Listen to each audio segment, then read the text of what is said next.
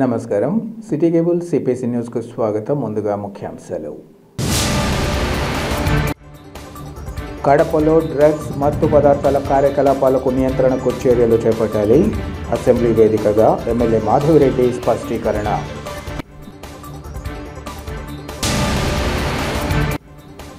సైన్యంలో పనిచేసిన తమ తండ్రికి వచ్చిన పట్టాభూమి విషయంలో తమకు తగిన న్యాయం జరిగేలా చూడాలి. అధికారులకు బాధితులు జింకా చంద్రవతి దేవి భవానీల వినతి.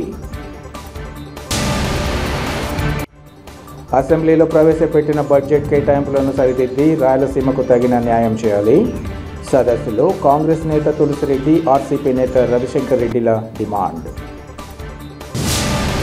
కడప జిల్లాలో గంజాయి అక్రమ రవాణా వినియోగంపై ప్రత్యేక దృష్టి సారించి కట్టడికి తగిన చర్యలు తీసుకోవాలని ఎమ్మెల్యే మాధవిరెడ్డి ప్రభుత్వానికి విన్నవించారు. ఈ మేరకు ఎమ్మెల్యే నియోజకవర్గంలోని పరిస్థితులను అసెంబ్లీ వేదికగా సభా దృష్టికి తీసుకొచ్చారు. మెడికల్ స్టోర్స్లో మత్తు, డ్రగ్స్ విక్రయాలు కట్టడి చేయాలన్నారు. ఈ కారణంగా మత్తు పదార్థాలకు అలవాటు పడిన వారి జీవితాలు సర్వనాశనం కావడంతో పాటు వారిని నమ్ముకున్న వారు రోడ్డున పడుతున్నారన్నారు. ఇది వరకు జిల్లా కేంద్రంలో గంజాయి విచ్చలవిడిగా లభిస్తోందని, కట్టడి చేయాల్సిందిగా అప్పటి ఎస్పీ హర్షవర్ధన్ రాజుకు ఫిర్యాదు సైతం చేశామన్నారు. ఇందుకు హోంమంత్రి అనిత బదులిస్తూ డ్రగ్స్ మత్తు పదార్థాల కట్టడికి ప్రభుత్వం అన్ని చర్యలు చేపడుతోందన్నారు. అవసరమైతే డ్రగ్స్ ముఠా ఆస్తులను సైతం జప్తు చేసేందుకు ప్రభుత్వం వెనుకాడదని ఎమ్మెల్యే అడిగిన ప్రశ్నకు బదులిచ్చారు. ఈ మాదక ద్రవ్యాల విషయం వస్తే ఈ స్కూల్స్ దగ్గర సరౌండింగ్లో ఉన్న కూల్ డ్రింక్ షాప్లో కానీ దాంట్లో కానీ మరి ఏ మత్తు పదార్థం కలుపుతున్నారో తెలియదు, కానీ ఆ మత్తు పదార్థం ఇచ్చి ఆడపిల్లలకు ముఖ్యంగా వాళ్ళకి షాప్కి వెళ్ళి కూల్ డ్రింక్ తాగితే దాంట్లో ఏదో కలిపి వాళ్ళని అలవాటు చేసి వాళ్ళ ద్వారా మిగతా ఆడపిల్లలను కూడా అట్రాక్ట్ చేసి దాని ద్వారా వాళ్ళని ఎక్స్‌ప్లాయిట్ చేసే పరిస్థితి ఉంది అధ్యక్ష. దీని మీద మంత్రి గారికి ఆ చుట్టుపక్కల ఉన్న పోలీస్ స్టేషన్లో వాళ్ళకి కౌన్సిలింగ్ ఇచ్చి ఆ యొక్క స్కూల్స్ మీద ఒక నిఘా వేయాల్సిన అవసరం ఉంది అధ్యక్ష. రెండో పాయింట్ ఏంటంటే గాంజా తగ్గుముఖం పట్టింది, కానీ వాటి మీద ఏమాత్రము ఈజీగా తీసుకోకుండా దాని మీద ఇంకా కఠిన చర్యలు తీసుకొని వాళ్ళ మీద ఈ పెడ్లర్స్ మీద కఠినమైన కేసులు బుక్ చేయాల్సిన అవసరం ఉంది అధ్యక్ష. ముఖ్యంగా ఈ గాంజా తగ్గుముఖం పట్టింది, కానీ ఇప్పుడు కొత్తగా సమాజంలో కనపడుతోంది ఏంటంటే పెయిన్ కిల్లర్స్ అత్యంత ప్రమాదకరమయ్యి డాక్టర్స్ ప్రిస్క్రిప్షన్తో మాత్రమే ఇచ్చే పెయిన్ కిల్లర్స్ని ఈ యొక్క మెడికల్ షాప్ వాళ్ళు తప్పు మార్గాల ద్వారా వాటి ప్రొక్యూర్ చేసి, అంటే కొరియర్ ద్వారా, అంటే ఒక ప్రాంతం నుంచి ఇంకో ప్రాంతానికి, ఇంకో ప్రాంతం నుంచి ఇంకో ప్రాంతానికి లాస్ట్ వీళ్ళ దగ్గరకు వచ్చే విధంగా, అంటే దాన్ని ఎలా కనుక్కోవాలో ఎలా వస్తుందో కూడా ఒక ఛాలెంజింగ్ పోలీసులకు ఛాలెంజ్ అయ్యే విధంగా తీసుకొచ్చేసి ఈ యొక్క పెయిన్ కిల్లర్స్ ని యంగ్స్టర్స్ కి, యూత్ కి, అంటే 18 సంవత్సరాలు తక్కువ ఉన్న పిల్లలకి, అంటే 12-11 సంవత్సరాలు ఉన్న పిల్లలకి అమ్మి దాన్ని వాళ్ళు ఇంజెక్షన్స్ రూపంలో ఎక్కించుకుంటున్నారు అధ్యక్ష, బల్క్ లో.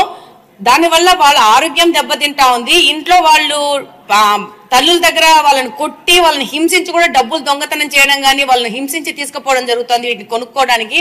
రెండో విషయం ఏంటంటే ఈ యొక్క పెయిన్ కిల్లర్స్ వాడడం వల్ల దాన్ని ఒక గ్రూప్ ఒకటేసారి ఒకటే ఇంజెక్షన్లు ఎక్కించుకోవడం వల్ల దానివల్ల అంటువ్యాధులు కూడా ప్రబలే అవకాశం ఉంది అధ్యక్ష.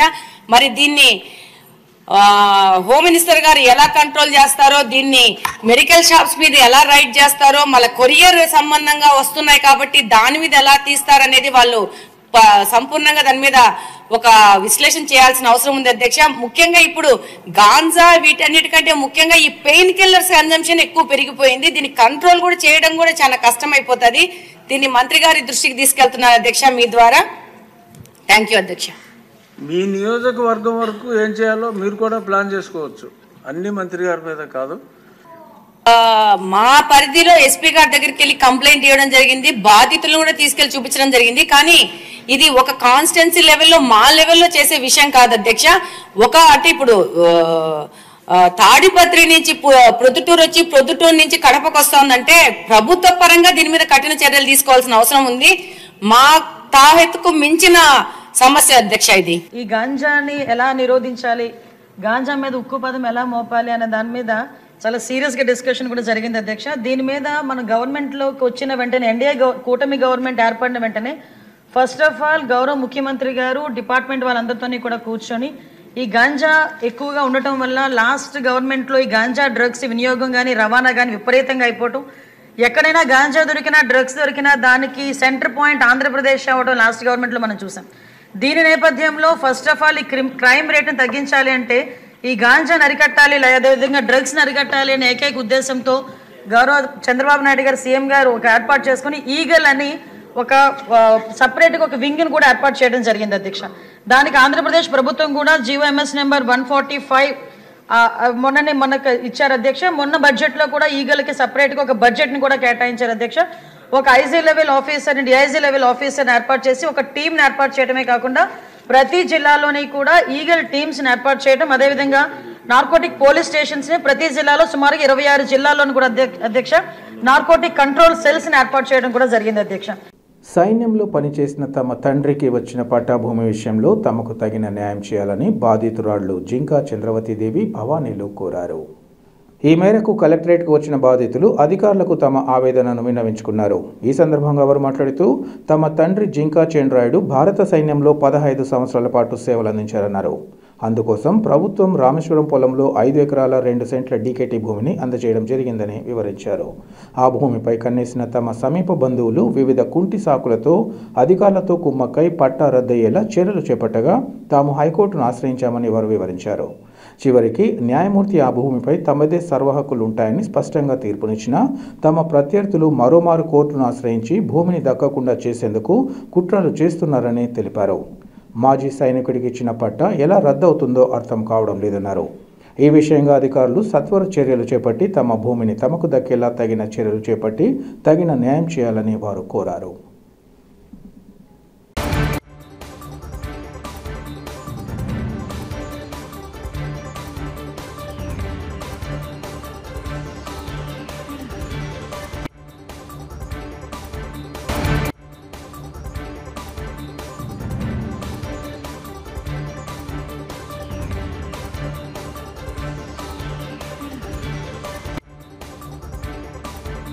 మా చెల్లెలు జింకా భవానీ సార్ పక్కన ఉన్నామా. మా అమ్మ జింకా లక్ష్మీదేవి సార్. మా నాన్న పేరు Jinka Chandrayudu, ex service men. ఆయన చనిపోయారు, లేరు, 3 ఏళ్ళైంది. అయితే మా నాన్నకి 1976లో మిలిటరీ, మా నాన్న ఎయిర్ ఫోర్స్ మిలిటరీలో పనిచేశారు 15 ఇయర్స్.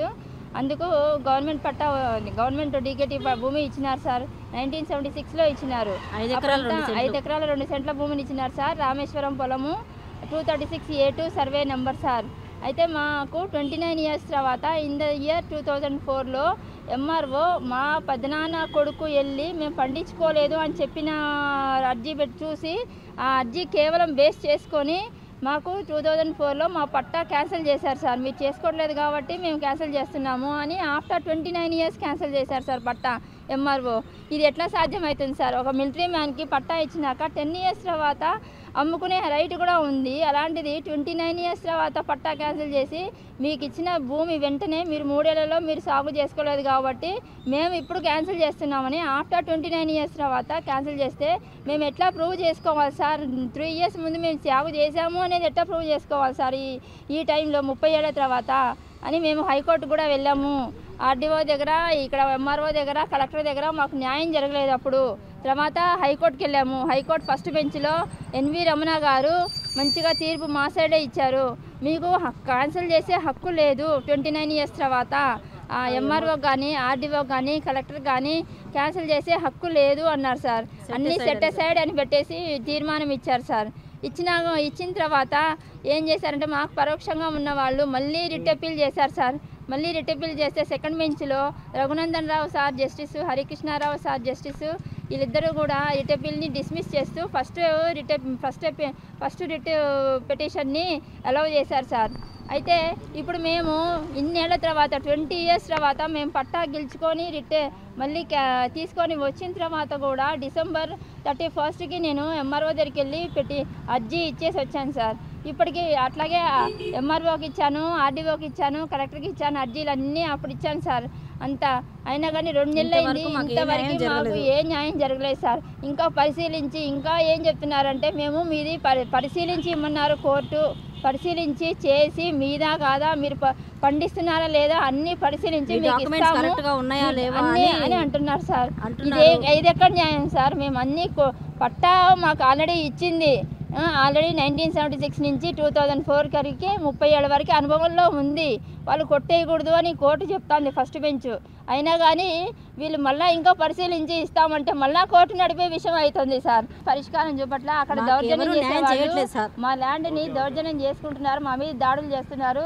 అక్కడ సబ్ ఇన్స్పెక్టరు ఎవరు అని సూపరింటెండెంట్ ఆఫ్ పోలీస్ ఎస్పీ అందరూ కలిసి మాకు కేసు పెట్టినా కానీ క్రిమినల్ కేసులు తీసుకోవట్లేదు సార్. దేనికే కానీ అందరూ మా మీద దౌర్జన్యం చేస్తున్నారు. కానీ ఎన్నిసార్లు చెప్పినా మీరు వెళ్ళకండి భూమికి అంటే వరి పంట వేసినాం సార్, చూసుకోవాలా లేదు సార్, మేము భూమికి వెళ్ళకుండా ఎట్లా ఉండాలి సార్? రాష్ట్రంలోని కూటమి ప్రభుత్వం ఇటీవల అసెంబ్లీలో ప్రవేశపెట్టిన బడ్జెట్ రాయలసీమ వాసులను తీవ్ర నిరాశ నిస్పృహలోకి నెట్టిందని కాంగ్రెస్ పార్టీ సీనియర్ నేత తులసిరెడ్డి, ఆర్సీపీ నేత రవిశంకర్ రెడ్డిలు తెలిపారు. కడప నగరంలోని వైఎస్ఆర్ మెమోరియల్ ప్రెస్ క్లబ్లో రాయలసీమ కమ్యూనిస్టు పార్టీ ఆధ్వర్యంలో రాష్ట్ర బడ్జెట్ రాయలసీమ ఆకాంక్షల పేరిట సదస్సును నిర్వహించారు. ఈ సందర్భంగా ఆయా నేతలు మాట్లాడుతూ ఇటీవల కూటమి ప్రభుత్వం 3,22,359 కోట్ల బాహుబలిగా బడ్జెట్ను అసెంబ్లీలో ప్రవేశపెట్టడం జరిగిందన్నారు. అయితే ఇలాంటి బడ్జెట్ 1,04,383 కోట్ల అప్పులు ఉండడం బాధాకరమన్నారు. వ్యవసాయ ప్రధానమైన మన రాష్ట్రంలో సాగునీటి రంగానికి కేవలం 3.5% నిధులు మాత్రమే కేటాయించడం ఎంతవరకు సమంజసమని వారు ప్రశ్నించారు. ఈ బడ్జెట్పై సీమవాసులు ఎన్నో ఆశలు పెట్టుకోగా వారి ఆశలు అడియాసలు చేస్తూ బడ్జెట్ రూపకల్పన చేశారన్నారు. ముఖ్యంగా రాయలసీమ ప్రాంతంలో కొత్త పరిశ్రమల ఏర్పాటు, సాగునీటి రంగానికి అవసరమైన నిధులు, విద్య, వైద్య రంగాలకు సంబంధించి తగినంత నిధులు ఇవ్వాల్సి ఉందన్నారు. అయితే ఈ 3 రంగాలకు సంబంధించి రాయలసీమకు తీవ్ర అన్యాయం జరిగిందన్నారు. వేల కోట్లతో రాయలసీమలోని ప్రాజెక్టులు ఎలా పూర్తయ్యాయో పాలకులే చెప్పాలన్నారు. అలాగే ఈ ప్రాంతంలో విద్య, వైద్య సంస్థలకు నిధులు కేటాయించకపోవడంలో తీవ్ర నిర్లక్ష్యం కొనసాగిందన్నారు. నిరుద్యోగ యువతకు ఉపాధి కల్పించే చర్యలు శూన్యమని అన్నారు. మాటలు తప్ప చేతల్లో ఈ ప్రాంతానికి మేలు చేస్తున్న పాపాన పోలేదన్నారు. రాయలసీమ ప్రజల ఆకాంక్షలు తీర్చడంలో బడ్జెట్ విఫలమైందని, తక్షణమే బడ్జెట్ కేటాయింపులను సరిదిద్ది రాయలసీమకు తగిన న్యాయం చేయాలని వారు కోరారు. ఈ సదస్సులో పలు పార్టీలు, సంస్థల ప్రతినిధులు ఇంకా నగర ప్రముఖులు పాల్గొన్నారు. 359 కోట్ల రూపాయల బడ్జెట్ ఒక బాహుబలి బడ్జెట్గా కనిపిస్తుంది. కానీ ఇందులో తరచి చూస్తే 1,04,383 కోట్లు కేవలం అప్పే. అంటే మొత్తం బడ్జెట్లో 32.33% అప్పులే. కాబట్టి ఇది బాహుబలి అప్పుల బడ్జెట్. ఇప్పటికే రాష్ట్రం అప్పుల ఆంధ్రప్రదేశ్, రుణాంధ్రప్రదేశ్ అయింది. దీనికి తోడు ఈ కూటమి ప్రభుత్వం మరిన్ని అప్పులు చేస్తూ ఉంది. ఈ రాష్ట్రాన్ని అప్పుల ఆంధ్రప్రదేశ్గా చేస్తూ ఉంది. రెండవది, మంది వ్యవసాయ ప్రధానమైనటువంటి రాష్ట్రం. వ్యవసాయానికి ప్రధానమైనది సాగునీటి రంగం.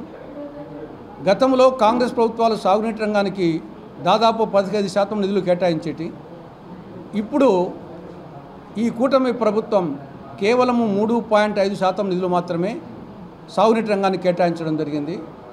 రాష్ట్ర ప్రభుత్వం ఫిబ్రవరి 28వ తేదీన బడ్జెట్ ప్రవేశపెట్టింది. రాయలసీమ ప్రజలు చాలా ఆశలు పెట్టుకొని ఉన్నారు ఈ బడ్జెట్ మీద. ముఖ్యమంత్రి చంద్రబాబు జగన్ ప్రభుత్వ హయాంలో జరిగిన అన్యాయాలని, రాయలసీమకు జరిగిన నష్టాలని నివారిస్తాడేమో అని, కొంతైనా మెరుగుపరిచి రాయలసీమ ప్రజలకు బడ్జెట్లో ఏమైనా ప్రయోజనాలు చేకూరుస్తారేమో అన్న ఆకాంక్షని రాయలసీమ ప్రజలు పెట్టుకొని ఉన్నారు. ఆ ఆకాంక్షల మీద నీళ్లు చల్లుతూ రాష్ట్ర ప్రభుత్వం రాయలసీమ ప్రజలకు మళ్ళీ నిరాశనే మిగిలిచిందని చెప్పి నేను చెప్పదలుచుకున్నాను. ముఖ్యంగా రాయలసీమలో 3 విషయాలు కావాల్సి ఉంది. ఒకటి, సాగునీటి పారుదల రంగానికి నిధులు ఇవ్వాలి. రెండోది, కొత్త పరిశ్రమలు పెట్టాలి. మూడోది, విద్యా వైద్యానికి డబ్బులు ఇవ్వాలి.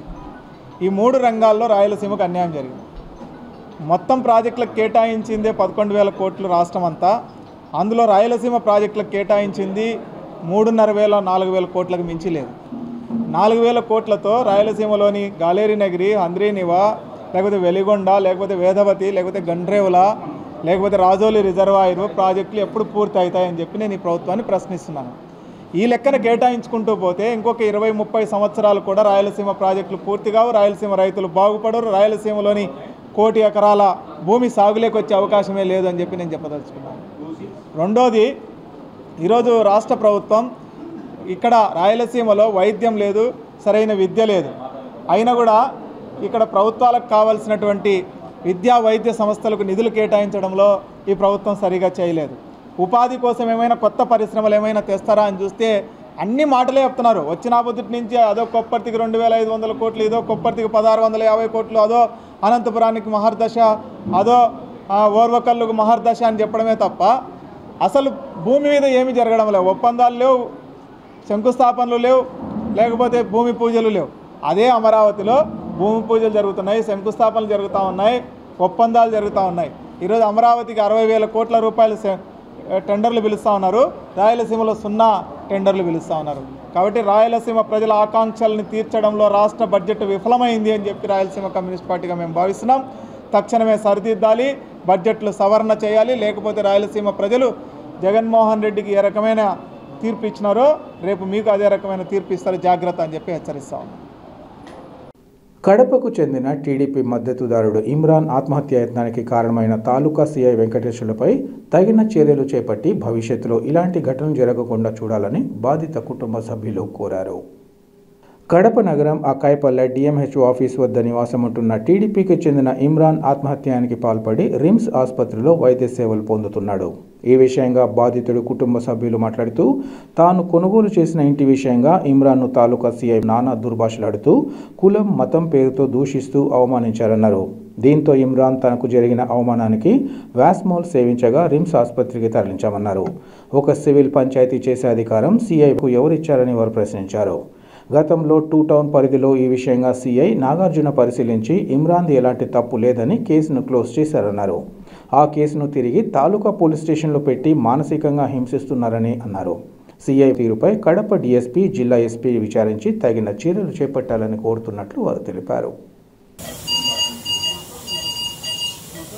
నియోజకవర్గంలో అక్కాయపల్లె డిఎంహెచ్ ఆఫీస్లో నివాసం ఉంటున్న టీడీపీ సుదీర్ఘకాల చరిత్ర గల ఇమ్రాన్ అనే వ్యక్తి మన తాలూకా పరిధిలోని సిఐ గారు కులం పేరు దేవుడి పేరు పెట్టి చాలా మాటలు దూషించి అవమానపరిచి CCC కంప్లైంట్ ఒక సివిల్ పంచాయతీలో వస్తే దాన్ని విచారించి కంప్లైంట్లో ఇతని తప్పు లేదని రిటర్న్ పంపించి తదుపరి వారం తర్వాత మొన్న 2 రోజుల క్రితం పిలిపించి అతన్ని హరాస్మెంట్ చేసి నీ మీద కేసు కడతాను, ఒక్క పొద్దుంటే ఎవరికి ముద్దు, నీ అల్లా చెప్పాడా ఒక్క పొద్దున్నామని అతన్ని నానా మాటలు మాట్లాడి అవమానం పరిచేలా చేసి ఈరోజు అవమానం తట్టుకోలేక అతను సూపర్వాస్మలు తాగి చావు బతుకుల్లో కొట్టుమిట్టాడుతున్నాడు. ఈ సిఐ ఒక సివిల్ పంచాయతీల మ్యాటర్లలో సిఐ ఎలా దూరుతాడో మాకైతే అర్థం కావడం లేదు. దీన్ని ఎలా తీసుకోవాలో మాకైతే అర్థం కాలేదు.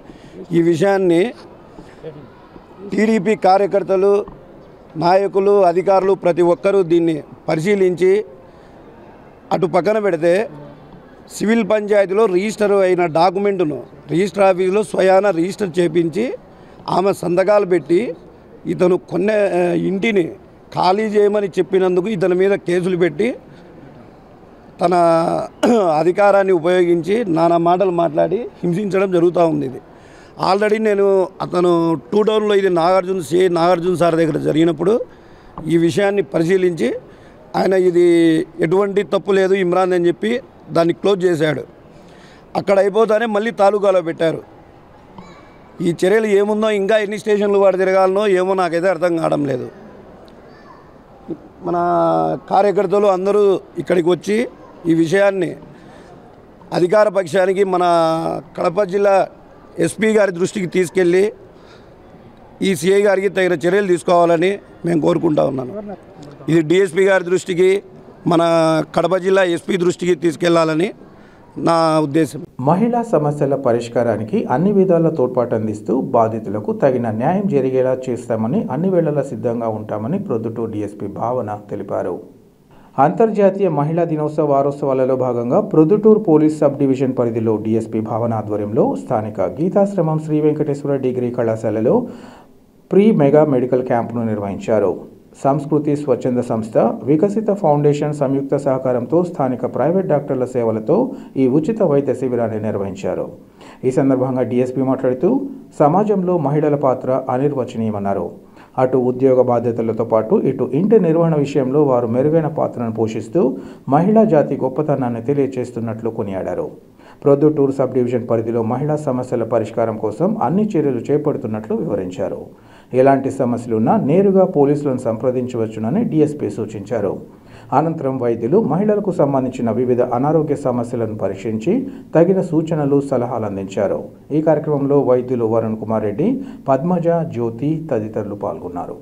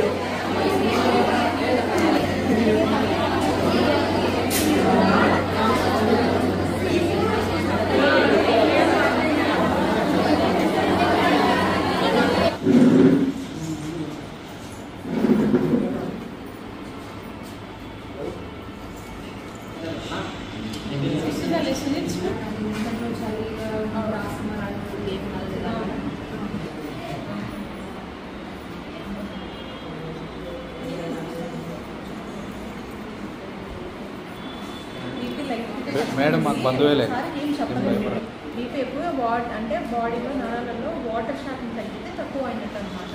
సో నీళ్ళు కానీ మజ్జిగ కానీ బాగా తీసుకుంటుంది.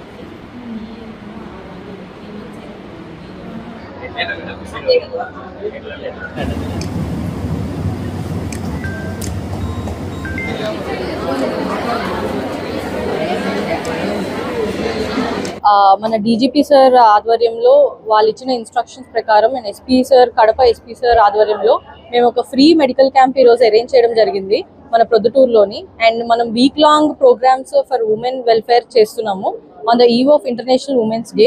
And accelerate action is the theme of it. ఆ థీమ్ ప్రకారము మేము డిఫరెంట్ డేస్ ఉమెన్ ఎంకరేజ్మెంట్ కోసం, ఎంపవర్మెంట్ కోసం చేస్తున్నాము. I hope everyone will be participating in it and make it a grand success. And మా సైడ్ నుంచి just a thing is, మీరు ఎప్పుడు ఎలాంటి ఇష్యూ ఉన్నా మా పోలీస్కి రీచ్ అవ్వచ్చు. అండ్ ఇట్లాంటి ఎన్జిఓస్ కూడా మనకి మీకు ఫ్రీ సర్వీస్ కూడా ఇస్తూ ఉంటుంది. And thank you so much. Andhra Pradesh police శాఖ మరియు వికసిత ఫౌండేషన్ మరియు సంస్కృతి స్వచ్ఛంద సంస్థ ముగ్గురి ఆధ్వర్యంలో ఈ వారం రోజులుగా జరుగుతున్న కార్యక్రమాల్లో ఈరోజు ముఖ్యమైన ఘట్టం మన హెల్త్ క్యాంప్. సో ఇందులో మహిళలందరూ కూడా వారి యొక్క ఆరోగ్య సమస్యలు, అందరూ కూడా మహిళా డాక్టర్లే ఉన్నారు, గైనకాలజిస్టులు ఉన్నారు, పంటి డాక్టర్ ఉన్నారు, జనరల్ ఫిజిషియన్ ఉన్నారు. కాబట్టి మీ అందరూ కూడా మీ సమస్యలు ఇబ్బంది లేకుండా షేర్ చేసుకొని దానికి వైద్య పరీక్షలు చేసుకొని పరిష్కారం చేసుకుంటారని ఆశిస్తున్నాను. ఎందుకంటే ఇందాక మేడం గారు చెప్పినట్లే మహిళల యొక్క ఆరోగ్యం చాలా ముఖ్యం. ఆ మహిళ బాగుంటే ఆ ఇల్లు అంతా కూడా బాగుంటుంది. ఆ ఇల్లు అంతా బాగుంటే ఆ ఊరు బాగుంటుంది. ఆ ఊరు బాగుంటే రాష్ట్రం బాగుంటుంది. రాష్ట్రం బాగుంటే ఆటోమేటిక్గా దేశం కూడా ఆరోగ్యంగా ఉంటుంది. సో ఈ కాన్సెప్ట్లో మీ అందరూ కూడా ఆరోగ్యంగా ఉండాలని ఆశిస్తున్నాను. రెండోది, మన భారతదేశ ప్రధానమంత్రి గారు పిలుపు మేరకు 2047 నాటికి వికసిత్ భారత్ సాధించాలంటే మహిళల పాత్ర కూడా ఎంతో కీలకం. సో కావున మీ అందరూ కూడా ఈ క్యాంపును వినియోగించుకొని తగిన సలహాలు తీసుకొని తర్వాత కూడా మీకు ఏమన్నా సమస్యలు ఉంటే అదే డాక్టర్ గారితో ఫాలో అప్ అవ్వచ్చు. సో ఇంతటి గొప్ప కార్యక్రమంలో మమ్మల్ని కూడా భాగస్వామ్యం చేసినందుకు కూడా కృతజ్ఞతలు తెలుపుకున్నాం. చాలా హ్యాపీగా ఉంది. ప్రతి సంవత్సరం ఒక్కో సంవత్సరం ఒక్కొక్కలాగా ఉమెన్స్ డే సెలబ్రేషన్ చేసుకుంటాం. ఈసారి ఎలా చేయాలి అని ఆలోచన చేసేటప్పుడు మేడం నన్ను పిలిచి ఈ అవకాశం నాకు ఇచ్చినందుకు మేడం నేను కృతజ్ఞతలు తెలుపుకున్నాను. చాలా హ్యాపీ మేడం. ఎందుకంటే నేను ఒక ఉమెన్గా ఉమెన్స్ డే అనేది నాకు చాలా ఇంపార్టెంట్గా చాలా బాగా చేయాలనేది నా కోరిక. ప్రతి మహిళ ఇప్పుడు చాలా కోరికలు ఉన్నాయి మనకు. ఇప్పుడు నేను కూడా ఏం చదువుకోలేదు, తక్కువ 7th క్లాస్ చదువుకోవచ్చు, కానీ ఆశలు అయితే చాలా ఉంటాయి. బయటకు వచ్చి ధైర్యంగా మనం చేయగలిగితేనే మన ఆశ అనేది తీరుతుంది. ఆశ పెట్టుకొని మనసులో పెట్టుకొని ఏమి చేయలేమేమో అని ఇంట్లోనే ఉంటాం. మనము చాలా ధైర్యంగా ప్రతి మహిళ ఎవరికి ఏ విధమైన ఆశ ఉందో అది తీర్చుకోవాలని నేను మనస్ఫూర్తిగా కోరుకుంటున్నాను. రోజువారీ ఖర్చాధితంపై ఆధారపడి జీవిస్తున్న ఆటో కార్మికుల సమస్యలను సత్వరం పరిష్కరించేలా ప్రభుత్వం తగిన చర్యలు చేపట్టాలని ఏఐటీయూసీ నాయకుడు నాగసుబ్బారెడ్డి డిమాండ్ చేశారు. ఏఐటీయూసీ అనుబంధమైన AP auto drivers and workers federation ఆధ్వర్యంలో తమ సమస్యల పరిష్కారం కోసం ఆటో కార్మికులు స్థానిక ఆర్టీఓ కార్యాలయం ఎదుట ధర్నా నిర్వహించారు. ఈ సందర్భంగా నాగసుబ్బారెడ్డి మాట్లాడుతూ ప్రస్తుతం ఆటో కార్మికుల పరిస్థితి అగమ్యగోచరంగా మారిందన్నారు. గత ప్రభుత్వంలో సమస్యలపై అనేక మార్లు విన్నవించినప్పటికీ సమస్యలను ఈ చలానాలను ఎత్తివేయకుండా అదనంగా 21, 31 జీవో తెచ్చి ఆటో కార్మికుల నెత్తిన భారాలు మోపారన్నారు. అధిక వడ్డీలకు తెచ్చుకున్న అప్పులు ఆటోలు నడుపుతున్న పేద వర్గాల పట్ల పాలకులు నిర్లక్ష్యంగా వ్యవహరించడం ఏమాత్రం సమంజసం కాదన్నారు. ఆటో కార్మికుల దీన పరిస్థితిని గుర్తించి సంక్షేమ బోర్డు ఏర్పాటుకు చర్యలు చేపట్టాలని, ఆటో కార్మికులు వివిధ రూపాల్లో చెల్లిస్తున్న మొత్తాలలో కనీసం 10% వారి ప్రయోజనాలకు చెల్లించాలని కోరారు. వారికి ఉద్దేశించిన 21, 31 జీవోలను రద్దు చేసి అదనపు భారాలు పడకుండా చూడాలని విన్నవించారు. కూటమి పాలకులు గత ఎన్నికల సందర్భంగా ఆటో కార్మికులకు ఇచ్చిన హామీలను నెరవేర్చాలని, అధిక వడ్డీల బారి నుంచి ఉపశమనం కల్పించాలని కోరారు. మోటారు వాహన చట్టంలో తీసుకొచ్చిన సవరణలు రద్దు అయ్యేలా చూడాలని కోరారు. ఇప్పటికైనా పాలకులు ఆటో కార్మికుల న్యాయమైన సమస్యలను పరిష్కరించేలా తగిన చర్యలు చేపట్టాలని వారు కోరారు. ఈ కార్యక్రమంలో పలువురు AITUC, auto drivers and workers union నాయకులు, ఆటో కార్మికులు పాల్గొన్నారు. ఈ రాష్ట్రంలో ఆటో కార్మికుల పరిస్థితి అగమ్య గోచరంగా మారింది.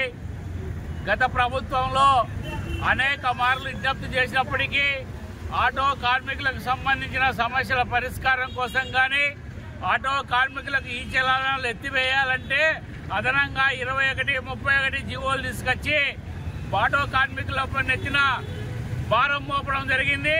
కాబట్టి ఈరోజు ఆటో కార్మికుల సమస్యల పరిష్కారం అంటే ఈరోజు స్వయం ఉపాధితో బతికేటువంటి వాళ్ళు ఆటో కార్మికులు, తమ రక్తమాంసాలు ఖర్చు పెట్టుకొని బతికేటువంటి వాళ్ళు ఆటో కార్మికులు, సొంత లోన్లు తెచ్చుకొని ఫైనాన్స్ వడ్డీలకు తెచ్చుకొని ఈరోజు వారి కుటుంబాలను ఎల్లగక్కేటువంటి వాళ్ళు ఆటో కార్మికులు. అటువంటి ఆటో కార్మికుల ఎడల ప్రభుత్వం సానుభూతి లేకుండా, కరుణ కటాక్షాలు లేకుండా దుర్మార్గంగా వ్యవహారం చేయడం అనేది అన్యాయమైనటువంటిది.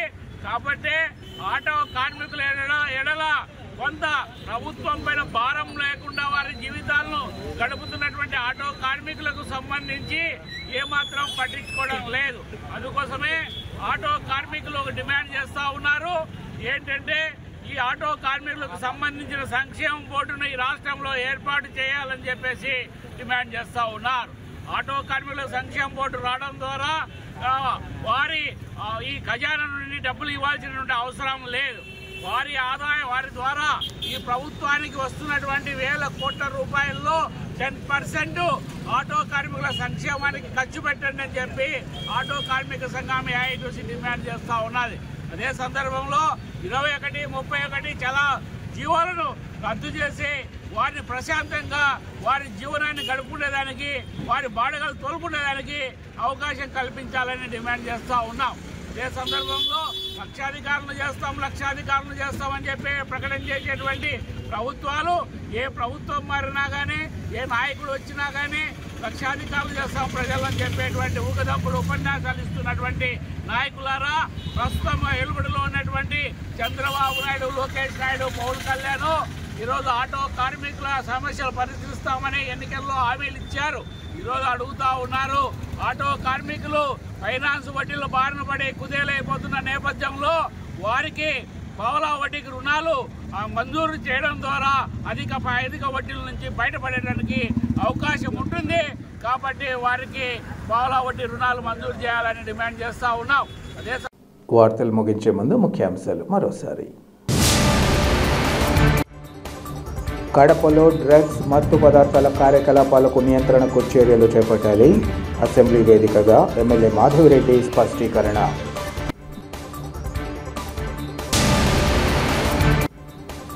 సైన్యంలో పనిచేసిన తమ తండ్రికి వచ్చిన పట్టాభూమి విషయంలో తమకు తగిన న్యాయం జరిగేలా చూడాలి. అధికారులకు బాధితులు జింకా చంద్రవతి దేవి, భవానీల వినతి. అసెంబ్లీలో ప్రవేశపెట్టిన బడ్జెట్ కేటాయింపులను సరిదిద్ది రాయలసీమకు తగిన న్యాయం చేయాలి. సదస్సులో కాంగ్రెస్ నేత తులసిరెడ్డి, ఆర్సీపీ నేత రవిశంకర్ రెడ్డిల డిమాండ్. సిటీ కేబుల్ సిపిసి న్యూస్ ఇంతటితో సమాప్తం. నమస్కారం.